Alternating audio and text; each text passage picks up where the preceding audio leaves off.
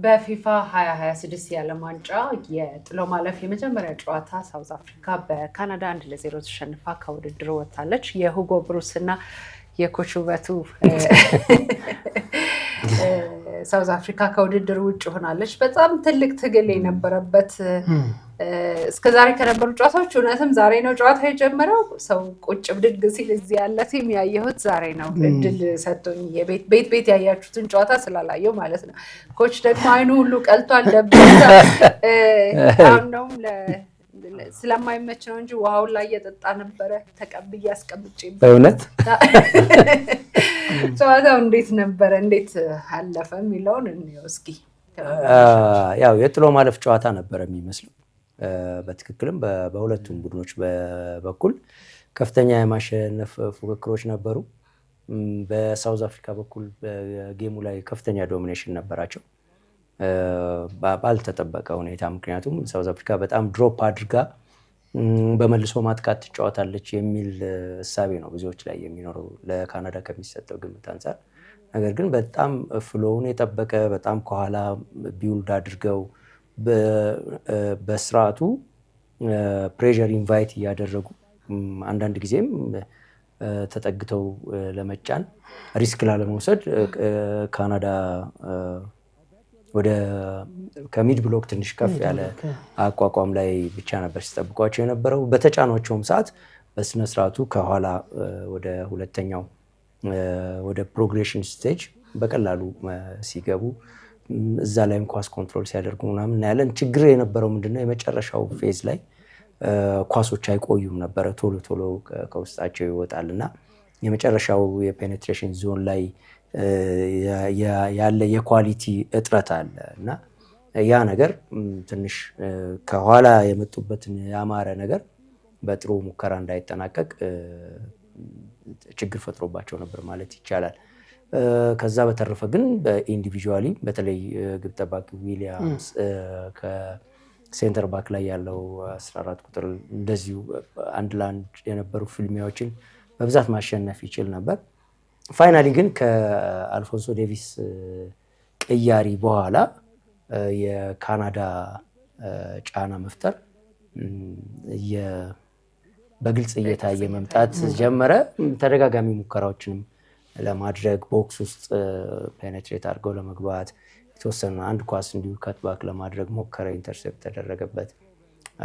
እንግዲህ ፋይናሊ ደግሞ ያው ሳውዝ አፍሪካ ከጎል ከማስተናገዳቸው በፊት ጎል ሊሆን የሚችል እድል አግኝተው ነበር። ያው እንዳልኩሽ የጥራት ችግር መኖሩ ያን ነገር ወደ ተሻለ ሙከራ ሳያደርጉት ባክኗል። መጨረሻ ላይ ግን ያው በጣም ትልቅ ኢረር የሰሩበትን የደከሙበትን ነገር ሁሉ የሚያበላሽ ነገር ነው ያደረጉት። ክሮስ የተደረገውን ኳስ ነፃ ሆኖ ነው የገጩት። የገጩበት ቦታ ደግሞ አሲስት ማድረግ ነው። በእግር ኳስ ዲፌንሲቭ ሄዲንግ እና አታኪንግ ሄዲንግ ልዩነታቸው ይሄ ነው። አታክ ስታደርጊ በተቻለ መጠን ወደ ታች ነው መግጨት ያለብሽ። ዲፌንድ ለማድረግ ግን ወደ ላይ ከገጨሽ ሁለተኛ እድል ታገኛለሽ፣ ታይም መግዛት ትችላለሽ። ለምን ሁለተኛውን ኳስ ሄደሽ እንደገና ፕሬሸር አፕላይ ለማድረግ ፕላስ ይሄ ወደ ጎልደን ዞን ወደ ኤሪያ 40 የሚባል አካባቢ የጎል እድል የመፍጠሪያው ከፍተኛ ሬሾ ያለው ቦታ ላይ ነው ኳሱን የሰጡት እና ቅድም ከሚሻ ጋር እያወራን ነበር። በሁለት የተከላካይ አማካኝ የሚጫወት ቡድን ኢቭን ተከላካይ አማካኝ ባይኖራቸው ባይ ኔቸር ያ ቦታ በነፃነት መለቀቅ የለበትም። የተገጨው ወደ ታች ነው፣ የመጀመሪያው ስህተት ነው። ሁለተኛ የተገጨውን ኳስ እንደገና ሄደው ፕሬስ አድርገው ብሎክ ለማድረግ ፕሬሸር አፕላይ ማድረግ ነበረባቸው። ሹት እንዳይደረግ አሲስት እንዳይደረግ ምንም ጫና አልነበረውም። በርቀት ነበር ሰውነታቸውን ብሎክ ለማድረግ የሞከሩት። ዊሊያምስ የማይደርስበት ቦታ ላይ ነው ኳሱ የተመታው። ኦልሞስት 9 ሚኒት ነው እንግዲህ ጭማሪ ሰዓት ልንሄድ ነው፣ እንቅልፋችንን ልንበላ ነው ብላችሁ አንተ ላይ የሚያመጣው በሩ ምን ነበረ? አንተ ላይ የሚያመጣብን መዘዝ ያመጣው አንተ ነህ አላችሁ፣ ፍታን አላችሁ።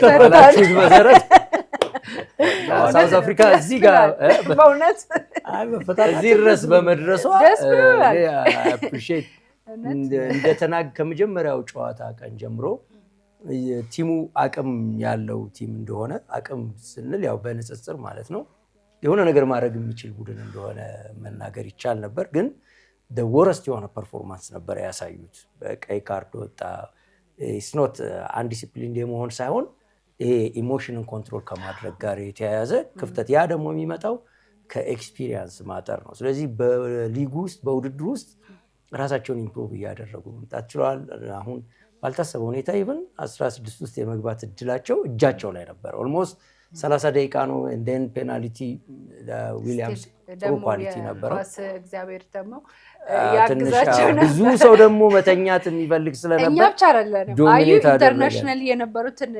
30 ደቂቃ አዎ ለምን መሰለሽ ይሄ ዓለም ዋንጫው ራሱ የሚተላለፍበት ሰዓት ለአብዛኛው ስፖርት ተመልካች ለኛ ሀገር ብቻ አይደለም ሌሎችንም እንደዚሁ ከዚህ የታይም ዞን ልዩነት ስላለ የእንቅልፍ ሰዓት ነው እንደገና 30 ደቂቃ እንደገና ፔናልቲ ከሄደ ግን ይሄ ለደቡብ አፍሪካ ብቻ ይመስለኛል ወደፊት አያቸዋለሁ ሌሎቹ ሲጫወቱ እንተኛ ትላላችሁ ወይስ ይጨመር እኛ ብዙ ዘመዶቻችን ካናዳ ይኖራሉ አሁን በሰላም ማለት ነው አይ ሳውዝ አፍሪካም ነበሩ ውጡ እየተባሉ ስለሆነ በሰላም የሚለውን ያዛሉ ከዛ ደግሞ ለስፖርት ቅርብ የሆኑ የስፖርት ቤተሰቦች ደግሞ ካናዳ ይኖራሉ ኤኒዌይስ ግን እኔ አሁን በግሌ ሰላም ምን እንዳየው እኔ ሁሉ ጊዜ ነገሮችን ማያያዝ የምፈልገው ከራሳችን ጋር ነው አሁን እዚህ ጋር ቁጭ ብለን ደቡብ አፍሪካ እንዲህ ተጫወተች ብራዚል በዚህ ወጣች ምናምን ብትይ ለአንድ ኢትዮጵያዊ እንደ ስፖርት ሊያዝናናሽ ይችላል ግን ምንም ጠብ የሚልልን ነገር የለም ምንድነው ከዚህ ነገር የምንማረው እኔ ከሳውዝ አፍሪካ ጋር ተጫውተናል ባለፈው አንስተናልና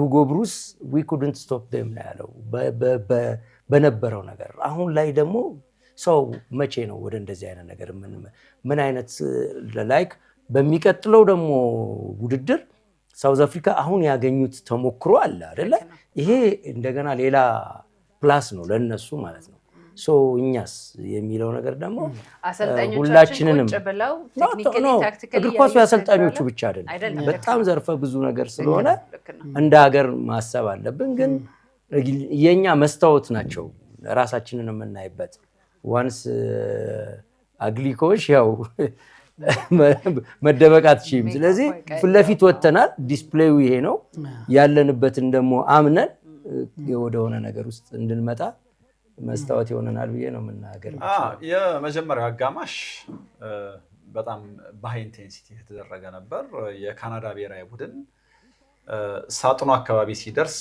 ፋይናል ፓሶቹ ይበላሹበት ነበር እንጂ በጣም በተለየ ኢንቴንሲቲ ለመጫወት የሞከረበት ሳውዝ አፍሪካ ደግሞ በንጽጽር ይሄንን ፕሬሸር ለመቋቋም የተጫወተችበት የመጀመሪያ አጋማሽ ነበር ምናልባት በመጀመሪያው አጋማሽ ፕሬሲንጉ በጣም ከፍ ያለ ስለነበር ሳውዝ አፍሪካዎች ረጃጅም ኳስ ለመጣል ተገደዋል ግን ደግሞ በእነዚህ ረጃጅም ኳሶች ይሄ የሰከንድ ቦል አማራጭ ነበራቸው እሱም መጠቀም አልቻሉም እንደዛ አይነት እድሎች ነበሯቸው በተለይ ሳውዝ አፍሪካዎች ከፊት ይዘውት የገቡት አጥቂ ኳስ ሆልድ አድርጎ ከማቆየት አንፃር ትንሽ ድካም የነበረበት ነው ወይ ደግሞ ለዛን ያክል ደቂቃ ሜዳ ላይ መቆየቱም የሚያጠያይቅ ነበር ግን የመጀመሪያው አጋማሽ በንጽጽር ምልልስ የነበረበት ወይ ደግሞ የካናዳ ብሔራዊ ቡድን ተሽሎ የታየበት ነበር በሁለተኛው አጋማሽ ግን የካናዳ ብሔራዊ ቡድን ኢንቴንሲቲ ወርዶ ሳውዝ አፍሪካዎች ጨዋታውን መቆጣጠር ችለው ነበር በሚፈልጉት መንገድ ጨዋታው እየፈሰሰ ነበር እና ያው መጨረሻ ላይ ጎሉ እንደዚህ ባለ መንገድ ተቆጠረባቸው እንጂ ኳሱን ተቆጣጥረውታል ካናዳያንን በተለይ አልፎንሶ ዴቪስ ተቀይሮ እስኪገባ ድረስ አልፎንሶ ዴቪስ ሙሉ ፊት አይደለም ዴቪስ የሚታወቀው በፈጣን የማጥቃት ሩጫዎቹ ብቻ ሳይሆን በሪከቨሪ ሩጫውም ጭምር እዚህ ጨዋታ ላይ ይሄንን ማድረግ አልቻለም የማጥቃት ሩጫዎቹ እንኳን ካለው ኳሊቲ አንፃር ኳስ ይዝ ካልሆነ በስተቀር ከኳስ ውጭ ያሉት ሙቭመንቶች ሁሉ የተገደቡ ነበሩ ግን ደግሞ ካናዳ በንጽጽር ያንን መስመር ለመፍጠር ተጠቅማበታለች በተወሰኑ አጋጣሚዎች ከዛ በተረፈ ግን የካናዳ ብሔራዊ ቡድን በሁለተኛው አጋማሽ ሙሉ በሙሉ ተበልጧል ወይ ደግሞ ደቡብ አፍሪካዎች በሚፈልጉት መንገድ መጫወት ችሏል ትልቁ ጥያቄ የነበረው እንደውም ሄሴማሽ እንዳሰልጣኝ ለምንድነው ታክቲካል ሰብስቲቲዩሽን ማድረግ ያልቻሉት ለምሳሌ ላይክ ቱ ላይክ ነው የ4-4-2 ነው ቡድናቸው ሁለት አጥቂዎች ከፊት አሉ ጆናታን ዴቪድ በሙቭመንቱ የሚታወቅ ወደ ጥልቅ እየሮጠ በሊንክ አፕ የሚጫወት ተጫዋች እንደነበረ ነው የምናውቀው ይሄንን ግን ከጆናታን ዴቪድ እዚህ ጨዋታ ላይ በሚገባ ካናዳ አግኝታለች ማለት አልችልም ከዛ በተረፈ ግን እንደው በቅያሬ የዴቪድን አጣማሪ እንኳን ሲያስገቡ በጣም ስቴቲክ አጥቂ ነው። ተቀይሮ የገባ የማይመስል ከጀርባ ለመሮጥ ያልተዘጋጀ እና ደግሞ ለሚሰጡት ኳሶችም እንደዚህ ቶሎ ፈጣን ውሳኔዎች የማይወስን ነበርና ምናልባት የአማካዩን ቁጥር ማብዛት አንደኛው አማራጭ ነበር። ታክቲካል ሰብስቲቲዩሽን ለማድረግ አሰልጣኙ አልደፈሩም እና ቡድናቸው ፕሬስ እያደረገም አይደለም፣ ለእንደዚህ አይነት ነገርም ዝግጁ አልነበረም እና የካናዳ ብሔራዊ ቡድን ከካርዶቹም መነሻ ተጫዋቾች እርሊን የቀየረው እና 30 ደቂቃ ቢጨመር ኖሮ የበለጠ አደጋ ውስጥ የሚገባው የካናዳ ብሔራዊ ቡድን ይመስል ነበር። ግን በጭማሪው ሰዓት ጎል ማስቆጠራቸው በዚህ ረድቷቸዋል። ከደቡብ አፍሪካ ብሔራዊ ቡድን አንድ የታዘብኩት ነገር ከጨዋታ ነገሮች ማሻሻሉ ብቻ ሳይሆን ተመሳሳይ ሊግ ውስጥ ወይ ደግሞ ከተመሳሳይ ክለብ ተጫዋች መመልመል ምን አይነት የመግባባት ጥቅም እንዳለው እና ደግሞ የእውነት ሊያድግ የሚችል ኳሊቲ እንዳላቸው። ትልቁ ችግር የደቡብ አፍሪካ እግር ኳስ ከዚህ ቀደም ስንል እንደነበረው ይሄ እዛው ባለው ነገር የመርካት እዛው ባለው ነገር የመደሰትና ያንን እንደ ኮምፎርት ዞን እያዩ ከዛ ለመውጣት ችግር አለ። አቅማቸውን ማሳደግ አይችሉም። መውጣት ከደቡብ አፍሪካ በተሻሉ ሊጎች ምን ያክል እድል ሊሰጥ እንደሚችል እንግዲህ ዛሬ ከዚህ የደቡብ አፍሪካ ብሔራዊ ቡድን በኩል ሁላችንም የተስማማንበት ኮከብ ተጫዋች ሌፍት ሴንተር ባኩ ምቦካዚ ነው እና ምቦካዚ የ20 ዓመት ወጣት ነው እና የሚጫወተው 20 ዓመት ለቺካጎ ፋየር ነው ሜጀር ሊግ ሶከር ውስጥ ነው የሚጫወተው። አሁን እንዴት አይነት ተክለሰውነት እንዳለው የአንድ ለአንድ መከላከሉ በጣም ግሩም ነበረ። አጥቂዎቹ በጣም አጥቂዎቹ አላረካው ብለው እና 20 ዓመቱ መሆኑ በጣም ያስገርማል። ገና 20 ዓመቱ ነው። ለቺካጎ ፋየር ነው የሚጫወተው እና በሀገር አሜሪካ መጫወትንም ያውቀዋል እና እንደዚህ አይነት ኤክስፖዠር ያለው ተጫዋቻቸው በልዩነት ሜዳው ላይ ሳውት አፍሪካን ጨዋታ ውስጥ ማቆየት ችሏል እና ይሄን ለሌሎች ተጫዋቾቻቸው መፍጠር የሚችሉ ከሆነ ይሄን አቅም እያሳደጉት ይሄዳሉ። አለበለዚያ ግን ምናልባት ረጅም ርቀት ደግሞ ላይ ያስኬዳቸው ይችላል። ለጊዜው ግን በደቡብ አፍሪካ ብሔራዊ ቡድን ከጨዋታ ባየነው ነገር በጣም ጥሩ ነበሩ ብሎ መናገር መደምደም እንችላለን። አንስተውታል ውበትና አዩ የቆንጆ ጨዋታን የተመለከትነው። አጠቃላይ ጨዋታ ውስጥ ብዙ ተለዋዋጭ ነገሮች ነበሩት። በጣም በኢንቴንሲቲ የሚጫወቱ ቡድኖች ከዛ ቴምፖ ለመቆጣጠር የሚሞክሩ እዛው ጨዋታ ውስጥ የተለያየ አይነት የጨዋታ አቀራረብ ሲሞክሩ ተመልክተናል። የቅርጽ ለውጥ ሁለቱም ሲያደርጉ አላየንም። ሳውዝ አፍሪካን በ4-2-3-1 በነገራችን ላይ ሳውዝ አፍሪካ ሁለተኛው አጋማሽ ስትጀምር አንድ ተጫዋች ቀይራ ነው የገባችው። ስላልተመለከት ነው ሁጎ ብሩስ እስካሁን ቅያሬ ያላረጉም ስናነበርና ግን ሁለተኛውን አጋማሽ ተጫዋች ለውጥ አድርገው ነው የጀመሩት። 10 ቁጥር ላይ ይጫወት የነበረውን ተጫዋች ነው የቀየሩት። በጣም ጥሩ ሲንቀሳቀስ ነበርና ከዛ ይልቅ የበለጠ 9 ቁጥር ላይ ቡድኑ ፊዚካል ፕሬዘንሱ ጥሩ ነው፣ ግን በትክክለኛው ቦታ ላይ ደግሞ ሲገኝ አልተመለከትነውም። ለምንድን ነው የፈለጉት? ተጫዋቹ እንደው ብዙ ቀን መመልከት የሚፈልግ አይነት ተጫዋች አይደለም። ከሳጥን ውጪ ብዙ ህይወት ያለው አይመስልም። ሳጥን ውስጥ የበለጠ አደገኛ አጥቂ ይመስላል፣ ግን ጊዜውን ያጠፋው ደግሞ ከሳጥን ውጪ ሆኖ ነውና የሆነ ነገር ቡድኑ ፎካል ፖይንት የጎደለው ይመስላል። መሀል ሜዳ ላይ ጥሩ ነው፣ ንክኪዎቻቸው በጣም ጥሩ ናቸው። ከመስመር ሁለቱም ፉልባኮች በደንብ ኦቨርላፕ ሲያደርጉ ተመልክተናል። ሁለቱ የመስመር አጥቂዎች ፔሳቸው ጥሩ ነው፣ ድሪቭላቸው ጥሩ ነው። በጣም ጥሩ ኳሊቲ ያላቸውን የመስመር አጥቂዎች ተመልክተናልና 9 ቁጥሩ ላይ ግን ማጥቃቱ እንዳያድግ ወደፊት እንዳይጠጋ እንቅፋት የሆነ ይመስለኛልና ለ88 ደቂቃ ያክል ሜዳ ላይ ማቆየታቸው ምናልባት በተደጋጋሚ ይህን ቪዲዮ የሚያዩ ከሆነ የሚያበሳጫቸው ይመስለኛል። አማራጮች ስለነበሯቸው ተቀይሮ የገባው አጥቂ በለጠ የተሻለ ኳሊቲ ያለው ይመስላል። አንድ እሱም የመጀመሪያ ተች ውሳኔው የበለጠ ለግራ እግሩ የቀረበውን ኳስ ነው በጣም በጭንቀት በቀኝ እግሩ ሊቆጣጠር የሞከረውና ግን የበለጠ አንድ ስቴፕ ማደግ ቢችል ኖሮ ይሄ የኳስ ቁጥጥራቸው ንጹህ የጎል ዕድሎችን መፍጠር ይችሉ ነበር። በጨዋታው ንጹህ የጎል ዕድል ሳውዝ አፍሪካ መፍጠር አልቻለችም። ያንዱ የጥራት ጉዳይ ልዩነቱ ይሄ ይመስለኝ። በጣም ጥራት ያለው ተጫዋቾች የያዙ አሰልጣኞች ማጥቃቱን መከላከሉን ገጥመው መስራት ይችላሉ ሁለቱንም። አሁን የሳውዝ አፍሪካ ብሔራዊ ቡድን ሲከላከል በጣም ጥሩ ነው። በጣም ኳሊቲ ያላቸው ልጆች ተመልክተናል። ለኔ አራቱም ባክፎር በጣም ጥሩ ነበሩ። ፖሴሽን ላይ ብዙ ሲቸገሩ አላየንም። በጣም በምቾት አንድ ኳስ ንክኪ እንኳን የት ድረስ እንደሚሄዱ ተመልክተናል። የመጨረሻ ግን የበለጠ ጥራት የሚፈልገው የሜዳ ክፍል ላይ ዋን ቱ ዋን ተጫዋቾችን አታሎ መሄድ የሚችሉ ከሳጥን ውጭ አደገኛ እድሎች ነበሩ የተገኙ እድሎች ካናዳ ብሔራዊ ቡድን ያስቆጠረው ጎል አይነት እድሎች ተገኝተው ከሳጥን ውጭ ከአንዴም 2-3 ሳይጠቀሙበት ቀርቷልና እዛ ጋር የሆነ የጎደለ ነገር ኳሊቲ የጎደለ ይመስላል። ግን ቅድም ውበት ያነሳው ነገር በጣም ገዢ ይመስላል። የቀና ብለው ወደ ሀገራቸው የሚችሉበትን ውጤት አስመዝግበዋል። ጥሩ ተፎካካሪ ከተጠበቁት በላይ መሄድ ይቻላል እና እግር ኳስ ሀገራቸው ላይ እንዳለ ማሳየት ይችላል። በጣም ጥራት ያለው እንቅስቃሴ በማድረጋቸው ግን አንዳንድ ታክቲካል ጉዳዮች እኔ ሄሴ ማርሽ አልፎንሶ ዴቪስን ሲያስገቡት የመጀመሪያ ኳስ ንክኪ ምናምን አደገኛ ነበርና ጨዋታውን የበለጠ ተጽዕኖ ውስጥ ሊከተው ይመስል ነበር። ከዛ በኋላ ግን አልቀጠለም። ሪከቨሪ ሩጫውን ጭራሽ አይሞክረውም። ፊት አይደለም ግን የሱ መግባት አንድ የሰጣቸው ነገር እንዳለ ግን ተመልክተናል። በጣም ጥሩ ከቀይ መስመር እየተነሳ በጣም ጥሩ ሲያጠቃ የነበረው ሙደው በቆመበት እንዲጫወት ፒን አድርጎታል። የበለጠ የሳውዝ አፍሪካ የቀኝ መስመር ማጥቃት አደገኝነቱን እንዲያጣ አድርጎታል። ምክንያቱም ከፊት ለፊቱ ያለው አልፎንሶ ዴቪስ ነው። እሱን ትቶ መሄድ ያለውን አደጋ በደንብ ይገነዘባሉ። ስለዚህ ስታቲክ እንዲሆን በድፍረት እንዳያጠቃ አድርጎታል። ይሄ ቀላል ውሳኔ ነው የሚል እምነት የለኝም። የበለጠ ጫና ውስጥ ገብቶ ነበር የካናዳ ብሔራዊ ቡድን በዛ ደቂቃ። ምናልባት ጉዳት የሚሆነው ተጨማሪ 30 ደቂቃ ቢጨምር ቢሆን አክቹዋሊ እሱ ብቻ ሳይሆን ሌሎቹንም ተጫዋቾቻቸውን ስታይ ያው በቢጫ ካርዶቻቸው ምክንያት ሰብስቲቲዩሽኑ early ስለነበረ የሆነ የመዳከም ምልክት ይታይባቸው ነበር። ለዛ ነው አሁን 72ኛው ደቂቃ በኋላ የተውትን ኢንቴንሲቲ ትንሽ ሞከሩት። ከዛ በኋላ ግን ተመልሶ እንደገና ሳውዝ አፍሪካ ሞመንተሙን ዝም ብሎ አያቆየውም። የካናዳ ብሔራዊ ቡድን መልሶ ያገኙታል። ያጡት መስለው ነበር ኢንቴንሲቲውን ጨምረው የሆነ ነገር ለማምጣት የፈለገ የካናዳ ብሔራዊ ቡድን ግን በፍጥነት ኳሱን ስለተቆጣጠሩት የሳውዝ አፍሪካ ተጫዋቾች ከኳሱ ጋር ቆይታቸው ጥሩ ስለነበር የካናዳ ብሔራዊ ቡድን ከኳስ ጋር መፍጠን እንዳይችል አድርጎታል። ኳሱን ብዙ ሲያገኙ አልተመለከትንምና ጌሙን ማኔጅ ያደረጉበት መንገድ በጣም ጥሩ ነበር። ግን የጨዋታው ተርኒንግ ፖይንት እኔ በጣም ያዘንኩት ጎሉ ሲቆጠር የጨዋታው ተርኒንግ ፖይንት ሲስዌል የቡድኑ 6 ቁጥር ሲትፎሌ ባለፈው በቀይ ወጣ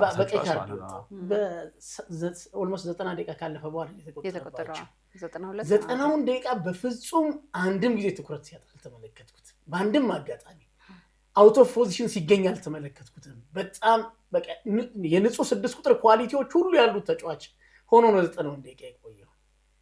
ጎልስ በተቆጠረበት አጋጣሚ ግን ለምን ይሄንን እድል እንደሰጠ መድረስ የሚችልበት ፕሬሸሩን ከዚህ ከፍ ማድረግ የሚችልበት እድል ነበርውና ሲቶሌ ብቻ አይደለም ራሱ ማኩዌናም ራሱ ለመጫን ፕሬስ ለማድረግ ሞክሯል። ሲባክን ተመልክተነዋል። ማኩዌናን ወደፊት ቢሻ ምንድነው መሰለህ ጎሉ መነሻውን ካየው መሀል ላይ ያለ ኳስ ወደ መስመር ወጣ። ከመስመር ነው ክሮስ የተደረገው። ያ ክሮስ የተደረገውን ኳስ ነው የሳውዝ አፍሪካ ተከላካዮች ወደዛ ቦታ የመለሱት። ስለዚህ ወደ መስመር በወጣበት ሰዓት ላይ ማኩዌና 2 ስቴፕ ሄዶ ቢሆን ጎል አግቢው ላይ ምቾት እንዳይሰማው ማድረግ ይችላል በትንሹና እዛ ጋር የተፈጠረ ክፍተት እኛን እንድንተኛ አድርጎናል።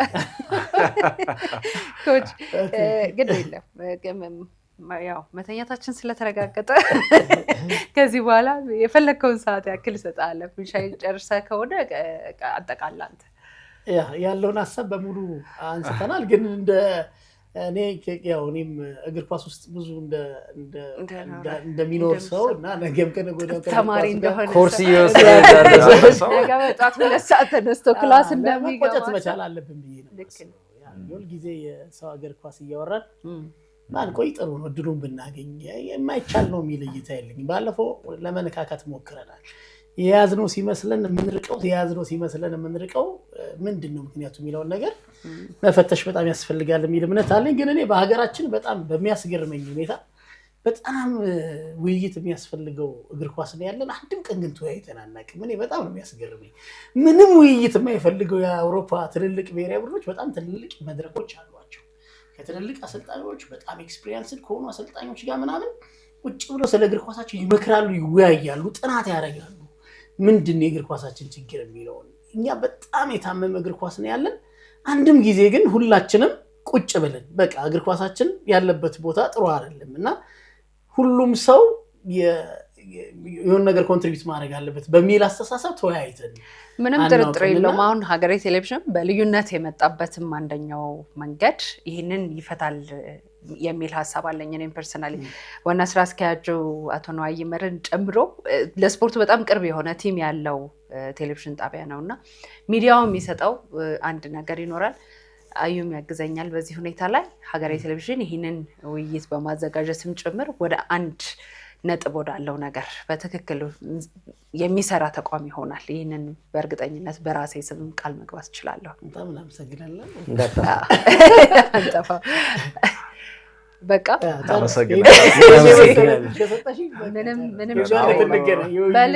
በልዩነት ይህንን እንደምናደርግ በእርግጠኝነት ኃላፊነት መውሰድ እችላለሁ። ደህና ሁኑ ብለናል።